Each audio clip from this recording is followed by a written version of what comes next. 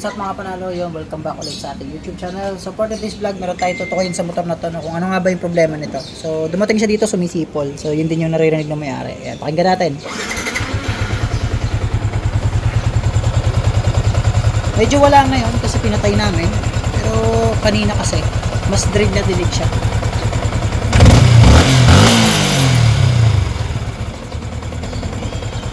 Sa kabila. Nawala eh. Bay siguro. Pag mainit na mainit na, basta yun yung pag sobrang init na ng makina natin, maririnig nyo yung nasipol. Ayan, naririnig ko na ulit. Yun. Oo, yun. Yan.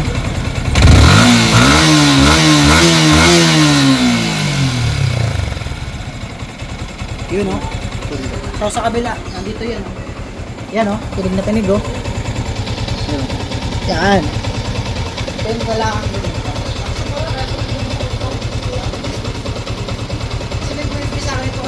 Kaso, may dumating naman ganitong problema. Alam niyo, nagkakagala ko kanina nito eh. Tapos may dumating pa ganito yung problema. Hindi saktong-sakto. Ayan. So ito yon, sumisipol. Saka ito. Yan. Saka yan. Yung tumutunog na yan, itong dalawa yon. So malamang sa malamang, dry na to. No? Kumikis-kis sila dito sa loob. Saka ito. So yun yung tumutunog na yan. So dito, hindi pa natin papalitan ng gasket. Itong gasket na to, ang purpose natin kaya meron tayong stock. Minsan kasi merong nadideform pag kinakalas. So para meron tayong reserva. Pero kung gusto nyo talaga, wala naman tagas agad-agad at sureball yung trabaho, palitan nyo na nito. Para sigurado. So ito yung gagawin natin dyan. Sigurado yan. Yan o. Tingnan yung tunog. So tara, baklasin natin para ma-resolve na natin. Ayan o. Mas rinig na rinig. Ayan o. Dito yan. Oh, lakas nga o. Ayan o. Rere, may natunog sa loob nito. So ito, mali ang kabit kasi may busina. Oo nga, sa baba to, ay sa taas to mga kapanalo. Nilagay nila dito dito to nakalagay, tapos nilipat nila dito, mali yung kabit. Tapos yung radiator niya, konti na lang, butas na. Yan o. Kumiskis yung, kung ano ba yung kumiskis na yun. Basta may kumiskis dito. Konti na lang, butas na. Nawala yung tunog ulit. Nasumpong siya mga kapanalo, rev natin.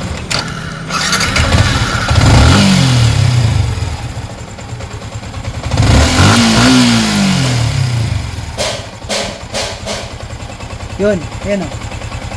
Umuhuni, akala mo may ano. So yung mga panalo, kailangan kalasin nyo muna yung mga fairings, tapos yung clutch. Kuha kayo ng 212 para matanggal to. Tapos, sinurkat na namin ano. Tapos tatanggalin nyo rin yung coolant. So kailangan nyo i-drain. Siyempre, pag nyo tinanggal yung coolant, ay baka pangalat ng gusto. So, tatanggalin natin itong mismong water pump kasi. So ito, may nag-tap ng ground dito. Okay naman siya sa labas. So wag yung gagawin na tatapay ng busina dito ha. Okay lang yung mga ground at saka sa labas. Tanggalin natin ito mga panalo. So ako tinanggal yung brace ng water ng coolant radiator. Ay radiator mismo, brace. Tapos siyempre ito talagang tatlong ton dapat tanggalin dyan.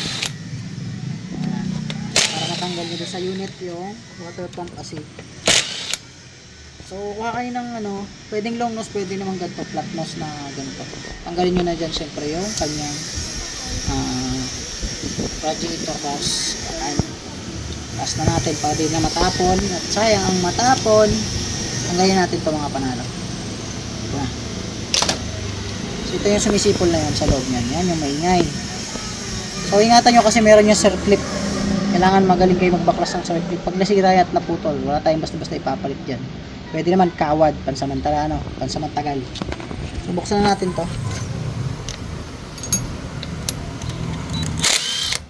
Ang bilis ni Master JJ. Ang bangis mo talaga, Master. Napakatulid mo eh. Pakpukan nyo lang dito. Ayan, nag-iwalay na ang balat sa tinalupan. Ito naman, tatanggal natin sa clip. Pwede tayo sa loob para mas okay.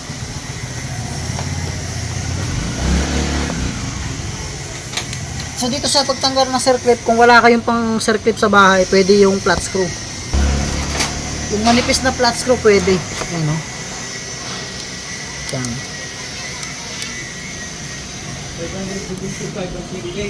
Kano? Okay. Mahal ano?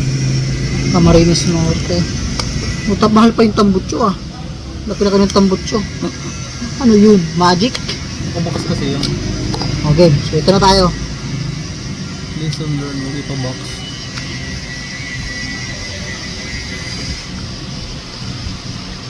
Yun, no? So, pag may pang circle kayo, pwede din ang flat screw. Tapos tanggalin natin ito mga panalo. So, ito na yung sumisipol. Ayan, no? Kita nyo? Sira na yung kanyang water pump seal.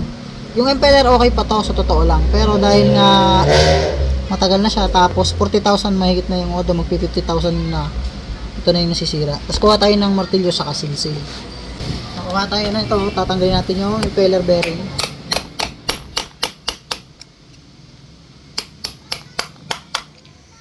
Yan, tanggal natin yung bearing niya.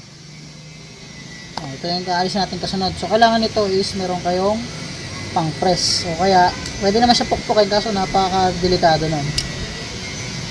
So, ito yung gasket niya. Mas maganda kung meron kayong bago nito. Yan. Kaya inalis ko yung gasket para pag pinress natin to, hindi masira, no? So, ito na. Tara, i-press na natin yan. Kabilang natin itong mga gamit at baka matisod. So, kuha tayo ng sapin. Kailangan ko sapin yan. So, kung magsapin kayo, pwede na yung karton. Yan, no? Para hindi ma-deform yung pinakang. Tapos kuha kayo ng 12 na socket wrench. Pipress na natin mga panalo. So confirm, yun ang problema. O mas maganda kung may pampress, ano, para mas malinis yung trabaho. Ingatan nyo to kasi napakasailan nito. Pag na-deform lang ng konti yan, ay wala na. Sira na yung water pump acid. Yan.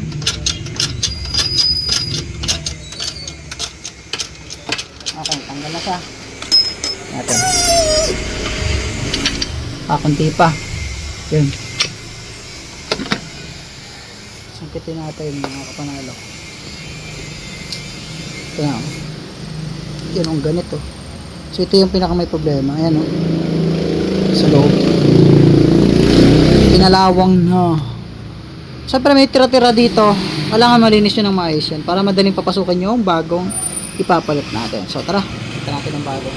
So ito na nga pala ipapalit natin mga panalo. Ayan. So ito yan. Ito yung tawag natin impeller. Sa bangka, LC yan. Ayan. So para nyo mabuti yung uso, dapat parehong-pareho yung lalagay nyo. No? Then, nasa yung bearing? JJ, akin na. Nandyan yata. Ito pala yung bearing na luma. At ito naman yung sa bago. Push that, Carabao. Ito na. Bago, siyempre. And dito na tayo sa impeller. Water pump seal pala, sorry. Ayan, oh. Ito yan. So, yan na. O, time to replace, di ba? Ayan, oh. Deform to the max. Okay, so pahinging grass, ito na. Linisin natin muna to. Ayan. The first step, linis, siyempre.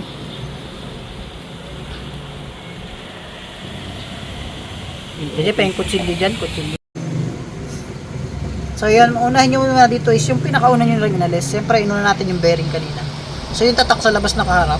Ayan. So ito yung ating NSK na bearing Indonesia. So pukpukin natin. So pagkakabit ito, kahit pukpuk lang martilyo, okay na. Yung bearing. So pwede nyo rin i-press, pero okay nyo itong palo eh. Bandahan lang. Ayan. Paglapat na siyang ganyan, pwede na yan. Tapos dito na tayo sa ano. So paano natin siya press kanina, dyan din natin babalik. Okay, so ito na yan. Lagyan nyo ng grasa bago nyo ilagay, ha. Lagyan natin ng grasa.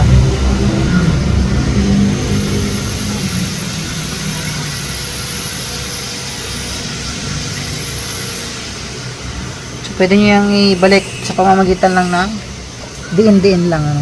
So ayan, gamitin nyo lang yung pinagpaltan. So konti na lang, pasok na siya. Pwede nyo rin yung paluin. Tandahan lang. So pwede rin i-press para mas maganda. So ako pinalo ko na lang siya. Pero kulang pa yung baon kaya diretso na tayo sa press.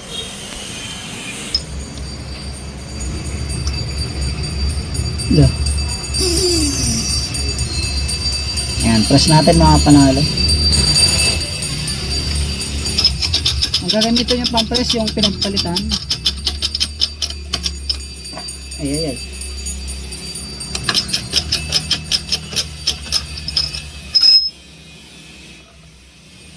Ayan, okay na to. Pantay na. Sumagad na. Tara, natin sa inyo to. Sa pagkakabit nito, kailangan merong plastic yan mga panalo. Para hindi masira yung kanyang dulo, no? Itong pinakang water pump seal. Lagyan ng konting grasa. Tapos pasok nyo na dito.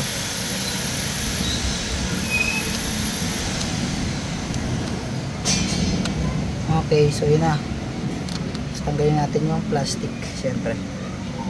Ito, konti. Ilahin nyo lang dito.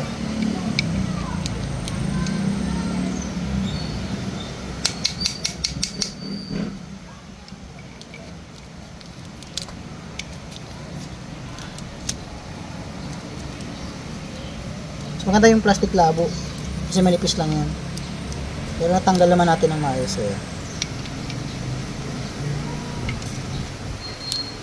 Yan. So purpose natin para hindi masira yung water pump seal agad kasi medyo matalas yung dulo na yan, kaya kailangan yung proteksyonan. At syempre ito na sa lahat, final na natin ibalik. So circle clip ang gamit natin, so ingatan nyo lang dun sa area na magkalas kayo makakalat, baka kasi mawala. Buka lang natin ng konti. So sala yata yung nadampot ko, pag ganito pala na ngayon, pabalik na.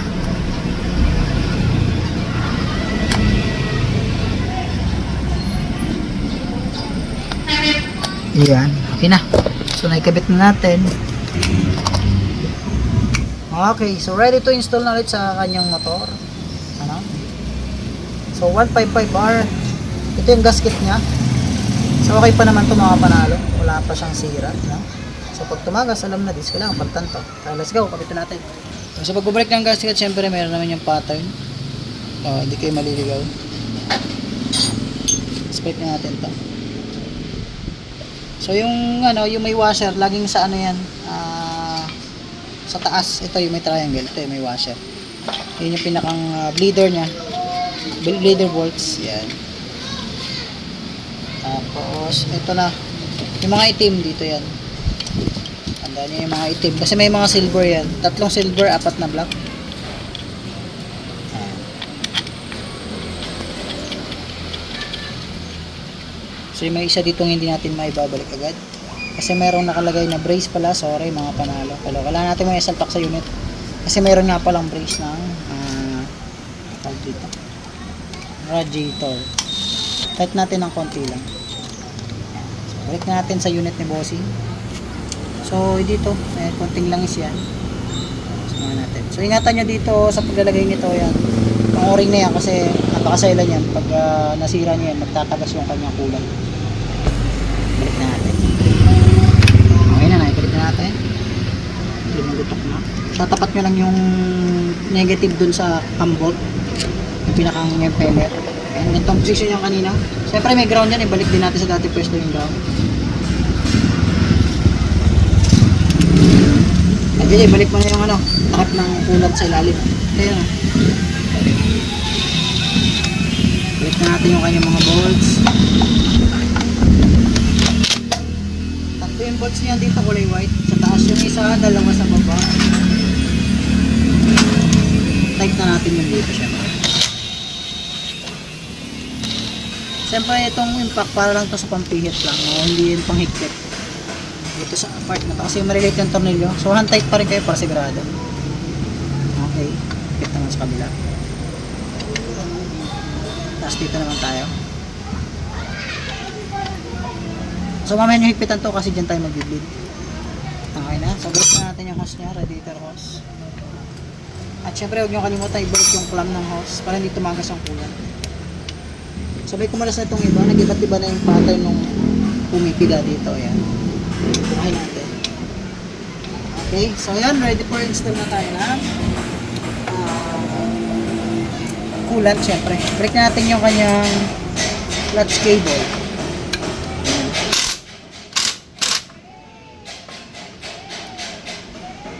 So taga dito lang yung may-ari nito kasi malapit lang. Basta kumukuha yata ng kulat. Ano? Yan, kulang. Sige, salay na muna. Ayan, sinasalay na ng kulat ni JJ.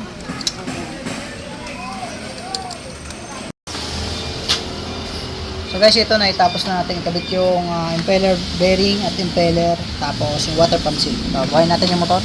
Pakinggan natin yung andar. Alright, so marinig yung may sumisipol man ngayon, sa airbox na lang yan.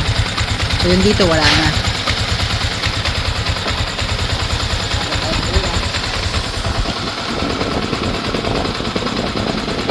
Ipit naman ang kulang ko, boss.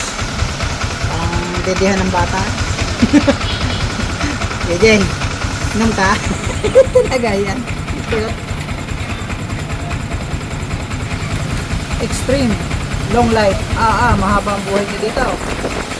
Okay tunay kaya. Pahintayin natin uminit yung makina para malaman natin kung nagbago talaga yung tunog. Pero dito pa lang is ramdam nyo na kaagad na may pagbabago.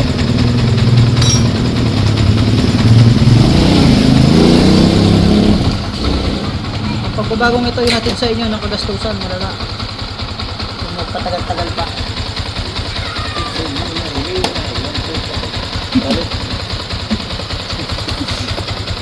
Balik sa bahay.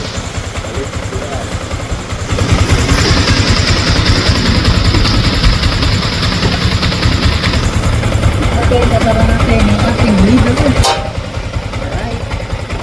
Na. So, pati yung apat na yan, ikita nyo yung smiles. Kasi final type na yan, mga kapanala. Okay na. Kulang ka lang, papay na.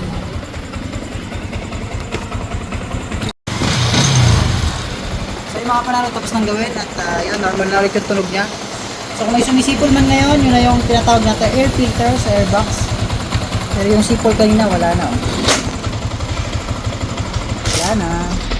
Wala na, laman ng bulsa ni boss. Nadali na. Okay na. So yun, sa mga gusto magpagawa ng ganitong klase ng problema ng motor, dali lang dito basta kayang dalhin kung malapit kayo. Kung malayo naman, ipaglaan nyo ng oras para makapagbiyahe kayo. Yun na mga panalo. Maraming salamat.